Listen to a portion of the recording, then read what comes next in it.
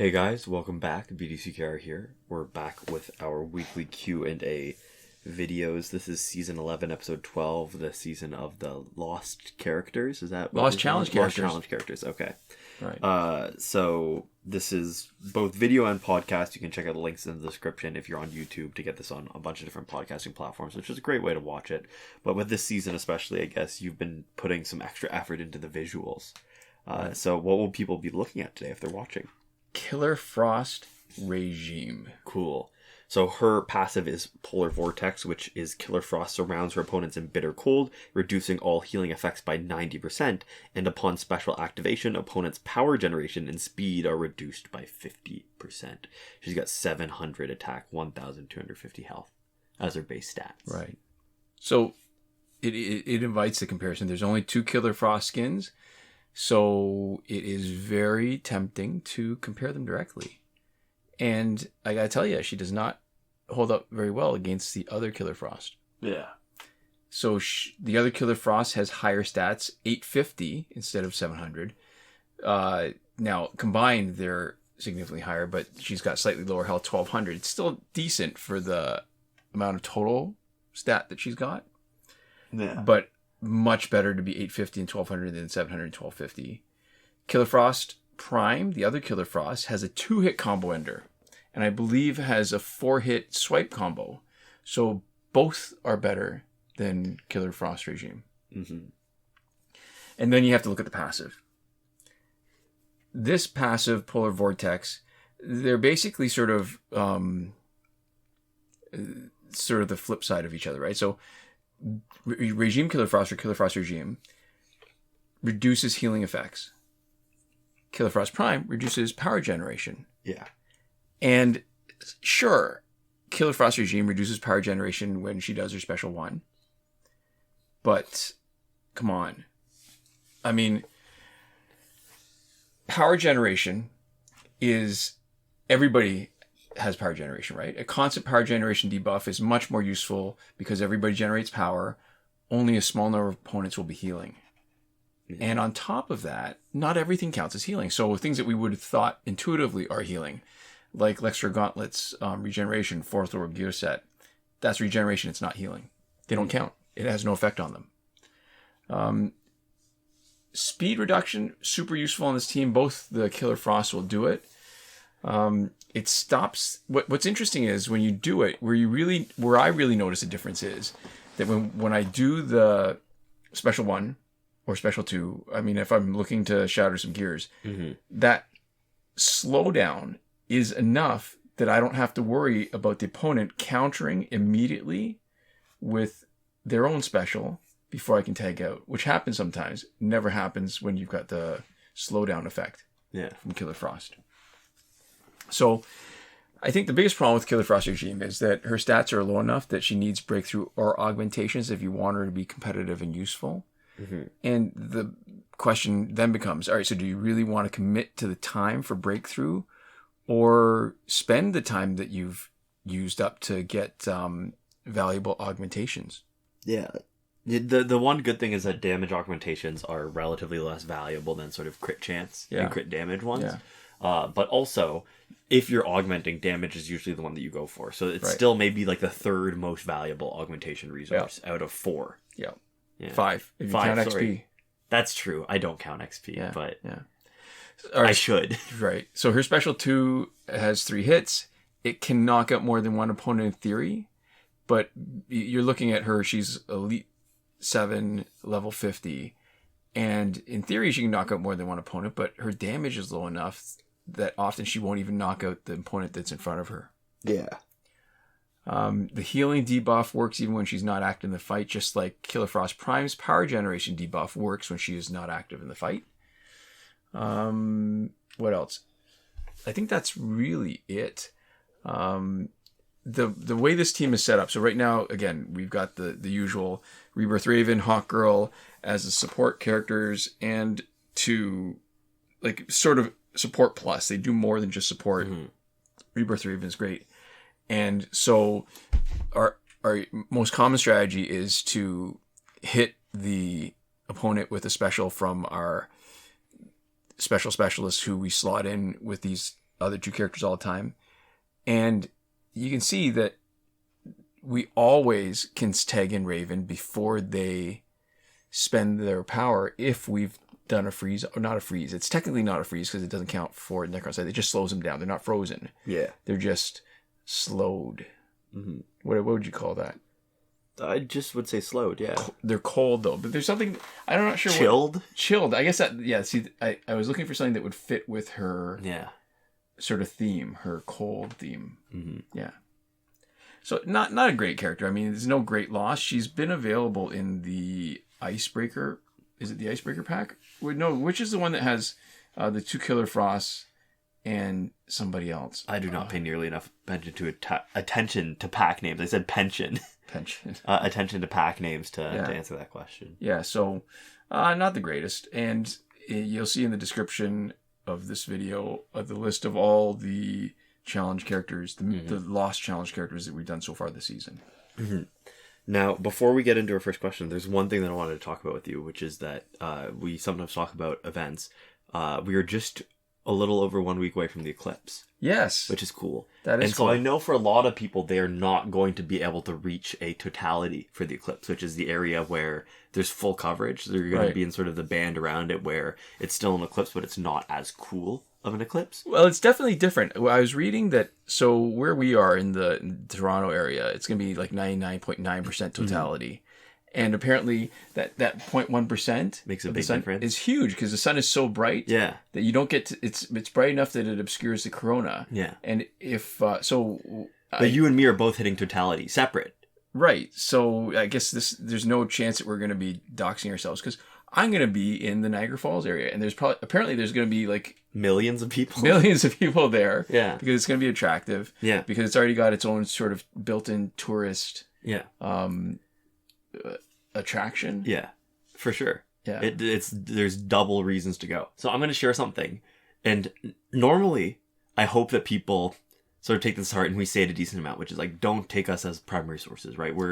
Even if we were saying something that we believe to be information and factual, we're not sitting here with the sources out in front of us, right? We are not a great place for you to get primary information. If something feels interesting or worthwhile to know about and you're hearing it from us, we should be the sort of first stopping point before you look into it yourself, right?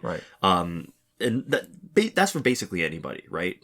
Short of sort of people who are really that you trust, that are doing research and presenting it to you in a way that sort of removes your need to trust them because you can very easily verify and fact check them.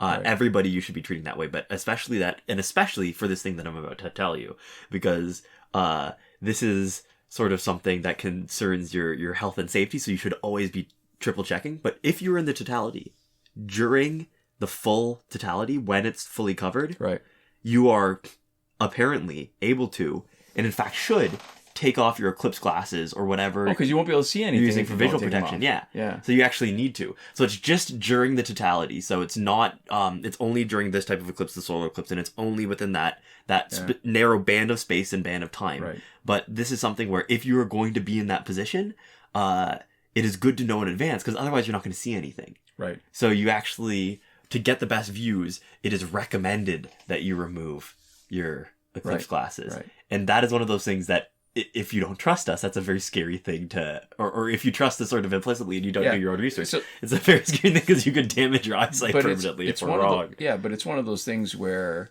it's true insofar as it is true, but there's a huge danger that if you look at it not during the totality, so there's going to be a time where you're looking at it during totality and it switches out of that. Yeah. That's actually bad. Like if you happen to be staring and continue to stare at the totality as it finishes, as the eclipse finishes, then that would actually be bad. It's what it's like? I don't know why I'm making this connection. It's like that advice that you get for first aid that they say, you don't need, when you get a cut, you don't need topical antibiotic. Yeah. The Vaseline is enough. That the oily barrier is what protects the area and lets it heal. Yeah. So the problem is, I've seen people's medicine cabinets. I've seen their nasty jars of Vaseline and how people have been sticking their fingers in it. Yeah. So it's great that the idea of Vaseline will protect it. Yeah. What's to stop you from introducing more junk into it because your Vaseline is dirty. That's true. So in my mind, you don't need topical antibiotic, but the advantage of topical antibiotic, or I guess Vaseline in a tube if they sell it like that, is the way that you're you're less likely it. You're less likely to be putting a glop of petroleum jelly with bacteria in it. Yeah. Yeah. So if anything, this is one of those cases where it probably makes, in my mind, it makes sense to have a tube of topical antibiotic ointment, because it's the oily part. The cream, it just absorbs. It doesn't offer the barrier advantage. Yeah. But that the ointment, it's better. It's almost better to have it expired, because you don't want to necessarily be introducing antibiotics everywhere, right? Because then you introduce the idea of resistance. But you want it to be at least clean enough that you're not, you don't know who's been sticking their fingers in that tub. That's true. And what their fingers have looked like when they were sticking it in Or there. even if you do, if you're thinking about every time you've ever stuck your fingers in that tub and think about how recently you've washed your hands before each one. Yeah. So when you say, it's the same idea to me, that you can say that it's safe to look at the sun during totality. Well, be real careful that you're not still staring at it when it goes out, or that you're not looking at it too early where you're staring, because you think, well, it feels like this is probably as dark as it'll get. That's as true. It starts dimming, and then you're staring right at that chunk of sun that's burning a hole in your retina. That's a good point. One thing that I learned that was interesting, because I was telling somebody this and then they were cross-referencing and verifying for themselves, which was that you can't use cameras and stuff. You can't look through their viewfinders without having protection on, like lens protection on, and even specifically, like even if you're wearing the Eclipse glasses, you can't look through the viewfinder because it'll burn. It focuses it. It focuses it differently. So theoretically, your phone screen, right, it is displaying just the actual, like, just an image on your phone screen. It can't get brighter than like the pixels of your phone. Right. So a digital viewfinder. Something where you're getting a representation of it, but not just seeing sort of through a lens. Right. But anything through a lens, you actually need to be even extra careful, because it could potentially be focusing the rays in a way that increases the intensity and is, still ends up damaging your eyes, even if you're wearing protection. I can't stress enough what you said earlier about we are not real, sources. We're not authorities. Sources. We're not authorities on this. Yeah. But to me, if you're looking through a viewfinder, everything looks smaller than in real life, then the chance of it being concentrated is not that great. It would be if it's magnified. So it's the idea. So like, when you have people with glasses and they try to use the sunlight to focus and start a fire, if they are using that for reading, that will magnify it. Yeah. If they are distance glasses, it'll do the opposite. It'll diffuse it, and you'll be doing the opposite. It'll be less bright in that window where the sun comes through your glasses than it would be if you weren't. So it feels like, to me, that's not entirely... There's something wrong with that, unless you've magnified it, that looking through the viewfinder of the camera will be no worse than just looking at it. You're not magnifying it, though. You're focusing it. You're getting a wider range. So the viewfinder, if the viewfinder starts wider and ends narrower, even if it's a smaller image that's being displayed to you, you're getting all of the sort of catchment of that larger area, and it's focused on a smaller region. I guess so. That makes sense. And so the important part is that, you're taking, let's say, like 1 square inch of light, sense. And you're focusing it on 1 square centimeter of retina. It doesn't need to burn your whole eye all at once. That's only needs to burn that very small region of it. I'm glad we talked about it. So my original plan was, I was going to try to do like a time lapse. You know how we have that little outro? Yeah. I was going to try to make a new one and have the Eclipse and do a time lapse thing. And I realized that I can't do that. One, because the filters that they give you for your cameras, unless you're willing to spend something really expensive, I have to get something that would fit on the camera, a camera to sit, or I'd have to put it over the phone and it would be crap. Yeah. And the other part I realized is that I was reading up on this, the sensor on the phone is just so small that when you zoom, and I tested this, when you zoom, you get just crap. There's no visual, like, sort of, very little detail that you get. And it's just like a little bit of a blob, as opposed to if you got like a true... magnifier. Yeah, because you're talking about digital zoom versus optical zoom, where the optical zoom of a lens is literally just displaying the full resolution of your sensor, and you were just picking sort of the frame that is getting displayed on your sensor, whereas digital zoom with your camera. There is an optical zoom, but the optical zoom on the camera is so little. It's 5 times only on ours. So you hardly see any kind of detail, and you don't get any detail. So I'm going to bring camera, but then the camera doesn't have the same capability or enough memory to really do a proper, like video of the moon progressively blocking the sun.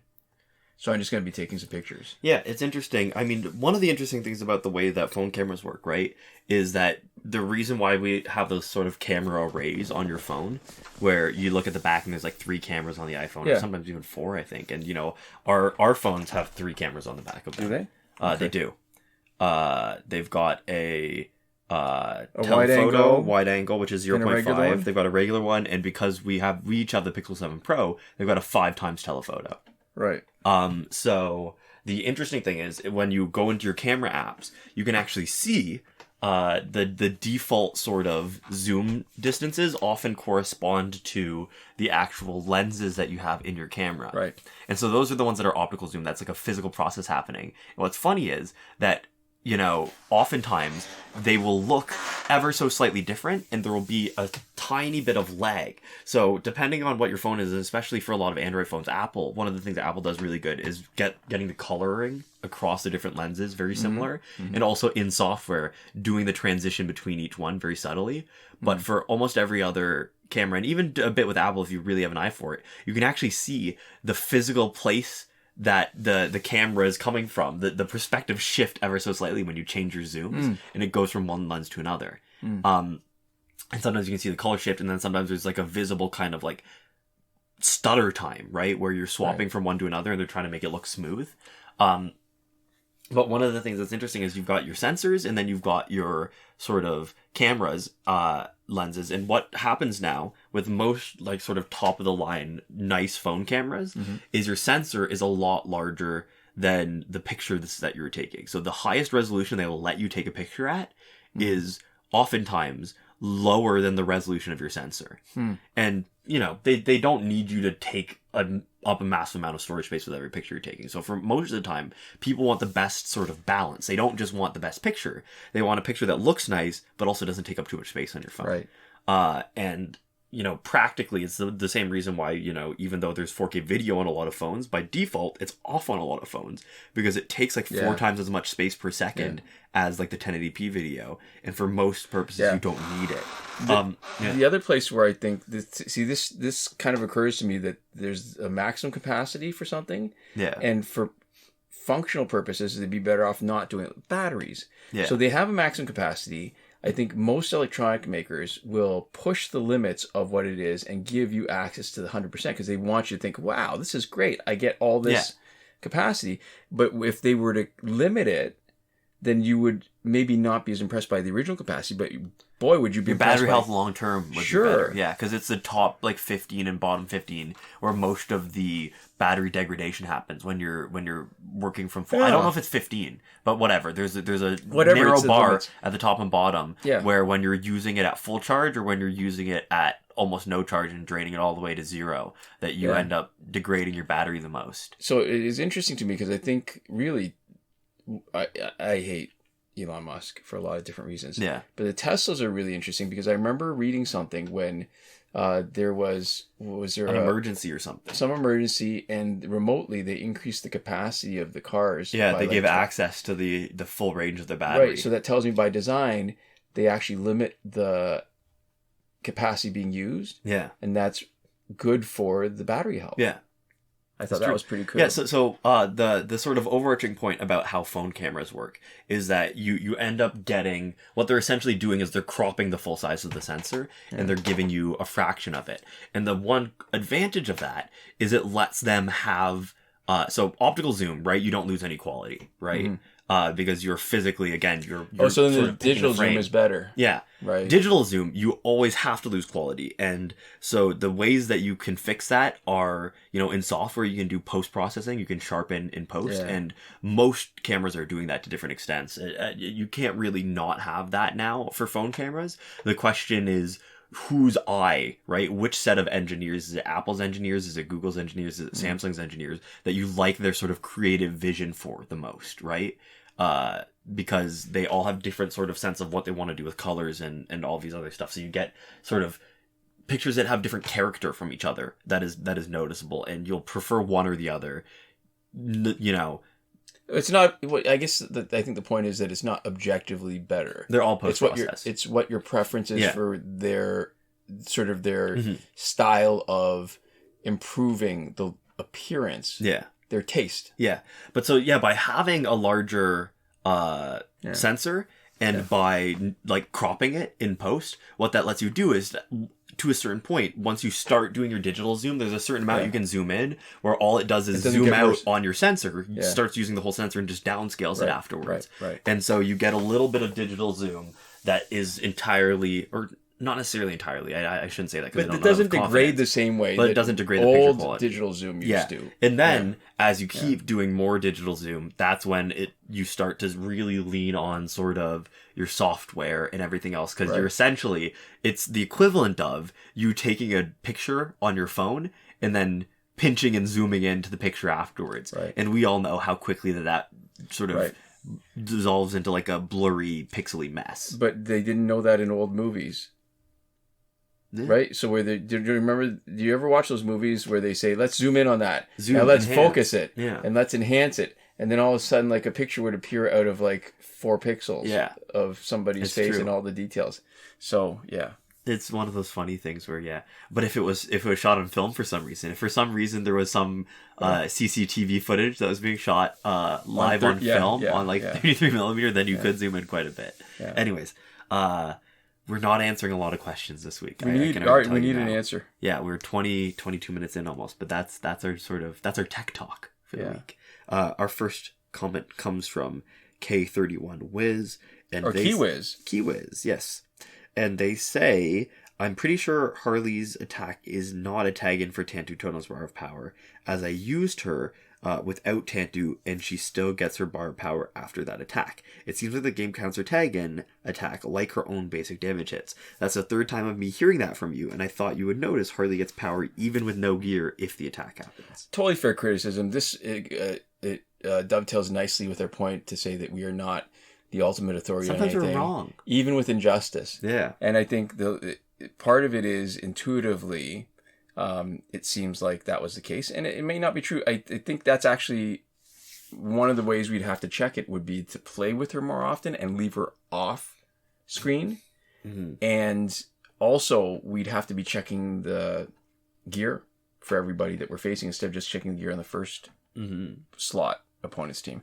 Totally fair. It's possible. I always felt like that the amount of powers that she got was way more than the value you would get from her hits from just hitting them.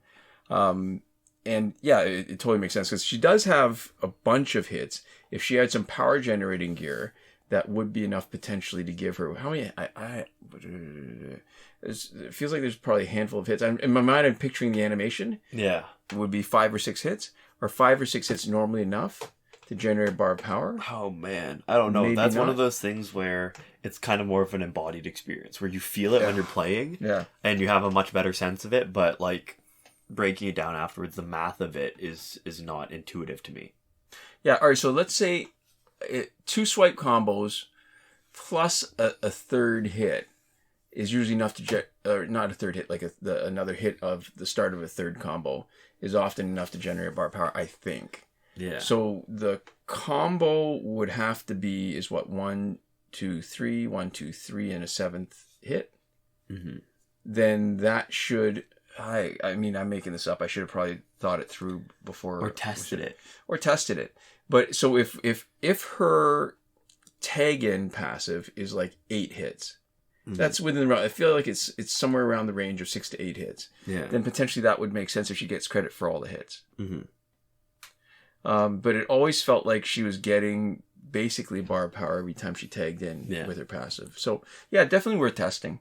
Yeah, definitely worth testing. I've had the patience to as we're going through because it feels like there's so many more interesting things right now to do. Yeah. Because I don't like playing with Harley if I'm just going to leave her off to the side, like on the sidelines. Yeah. So then that would be, so Arkham Knight Harley Quinn, I would need to have Arkham Knight Catwoman, I think, for her damage. Arkham Knight Batgirl, you almost have to.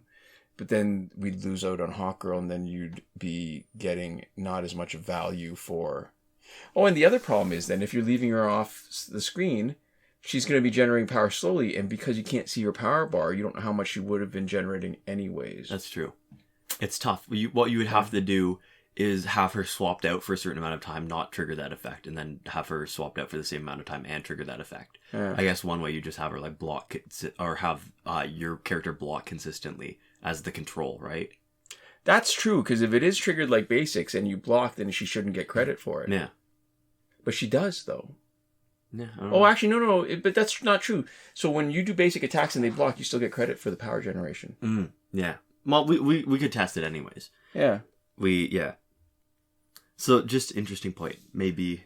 Well, it's interesting that this was a question from this weekend. It dovetails nicely from what we were talking about, how we like to talk a big game, but I'm not sure necessarily that we always know. I think a lot of things we have a good idea about. We're always willing to consider other ideas. Yeah, I mean, we were wrong, and we learned that we were definitely wrong about how online multiplayer worked, right? For some of it, yeah. We were right about a lot, and we were wrong about a few things. Yes. And, it was just because we didn't have the information, so we made an educated guess, and it was a mixed bag. I think, we were right. A lot of the stuff that we were right about was relatively obvious, and a lot of the stuff that we were wrong about was relatively subtle, right? But that doesn't sort of change the ratio of what we were right about and wrong about. Yeah. A lot of our principles sort of mostly shook out to be useful. We kind of had again that embodied sense of what worked and what didn't work. Right. But the nuances of it meant that learning about how it actually worked behind the scenes lets you squeeze a little bit more sort of value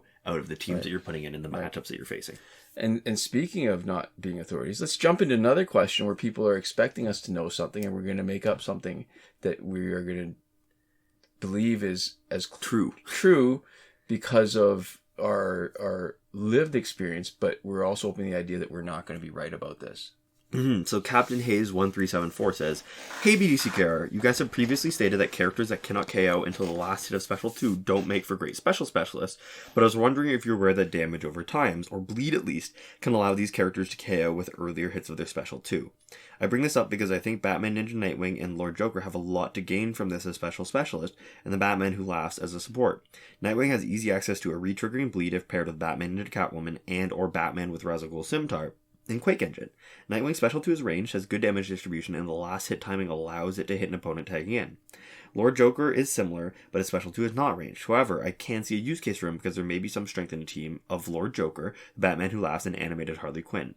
I know that there's a rather large opportunity cost in sacrificing a character slot or 2 gear slots just to make certain characters work as special specialists, but if you're particularly fond of them, as I am with Batman, Ninja, Nightwing, and his Special 2, then it may be something to consider."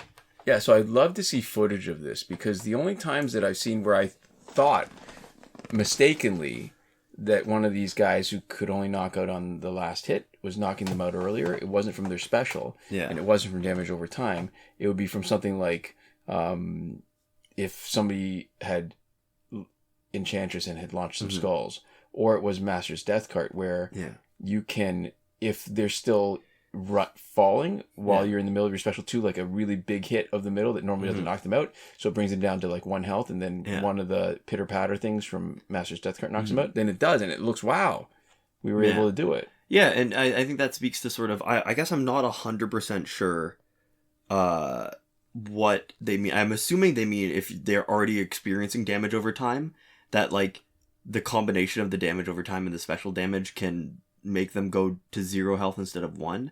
But I'd be interested. I don't think so. I still don't believe it. I'm willing to be wrong. That's why I want to see the footage. But I assume that's what they mean, right? Because otherwise, the damage over time triggering after the special wouldn't work. But my understanding of it is that they would both reduce to 1 health. That neither of them, the way that both of them are programmed, unless they somehow tick at the same time, right? And I don't think override each other. Maybe I'm not playing enough with that particular outcome in mind. I just haven't seen. I don't think I've seen that possibility that happen. But I don't know if I've been sort of leveraging enough to see that more often. Yeah, so we might need to test that potentially. Yeah. But also, if somebody else would test it and show us the footage ideally, but testing it and just verbally confirming it too would potentially motivate us to test it. You're getting some sort of notification, man. Yeah, hopefully that wasn't too loud on the footage. Yeah. Anyways, or on the audio track. So do we have time for another one, or are we gonna save that for next week? You know what? I think this is as good a point as any. We're just about at 30 minutes. Or maybe this just one quick question, because I feel like it's time sort of sensitive. Mm-hmm. I was thinking time urgent. No. Somebody commented and they said, "Hey, BDC here, how do you defuse a bomb?" I really urgent responses appreciated. No. So Thomas Stewart 9982 said, "Hey y'all, just wondering if you have any tips for climbing online to get Blackest Night Flash this week, as I doubt he'll be available anytime soon besides this week, and I have my Blackest Night units pretty heavily invested in, haha. If you have any tips for credit farming besides just farming bonus battle 6, please do tell. I just got back into the game recently after a few years, So 2 questions there. I'm only going to answer the first. We might save the second part for next week, or if we remember. Yeah. But the key really is, how do you get higher online? If you need to ask, then I'm going to assume certain things about your account. If you need to ask and you haven't figured it out yourself, I'm going to assume that you don't have enough gear to optimize your characters. Mm-hmm. So what you need to do is play with low enough characters that opponents don't have a lot of gear. Trying to maximize the number of points by both getting the most battle points per fight and by getting your bonuses so that you finish the ladder, typically is for higher level fighting. So if you're already prepared, you've got a good team, you've got good gear, that's when you should be trying to say, yeah, I want 5,000 each time, and I want to get the bonus for an ultimate ladder. If you cannot do that, then you're almost better off putting in volume so that you get the bonuses, but that you're also more likely to win the fight and not waste your time in long drawn out fights that you lose. Mm-hmm. So sometimes that might mean playing with, you could do it with some silvers. You could do it with some low level golds. I would not get anywhere close. Like Elite 1 or 2 would probably be the most. But what you really want to do, all right, so that's one option. The other option all these options you can combine, I think. You have to have lots of gear yourself. You need to create an advantage that's more than just stat matchup from the game, right? So if your stats are similar, the way the game counts it, I think it was, like 60, 30, and 10, then you're going to be at disadvantage because AI has some advantage in the fight, and their stats will escalate so that by the end of your ladder, they will be outmatching you in stats. Yeah. So you want to take advantage of the things that give you an advantage without matching you against stronger opponents. That would be gear. That would be really good synergistic teams. The classic one passives. Is Red. Yeah. All sorts of passives. Any stat boosting passives, pretty much. Right. So Red Son and Flashpoint to me are the 2 best teams that if you didn't have a lot of gear would still be a good way to give yourself a better chance of winning, as long as you don't push your stats so high that you end up facing teams that are more likely to have a lot of gear that will give them the advantage over you. Yeah. So there we go. Good luck. Good luck. Fingers crossed for you. So that brings us, I think, to a natural stopping point for this episode. To finish up, we'd like to give a huge thank you to our lovely patrons on Patreon. That would be Michael Devries, Irvin Ruiz, Hoshi127, and Nora. I keep on wanting to say Norma. I apologize. Nora Klimek, who are supporting us on the credited level, and 5x5, who's supporting us on the gratitude level. So there we go. Thank you so much for your support, and thanks so much to all of you for watching. We'll see you next time. Komoda.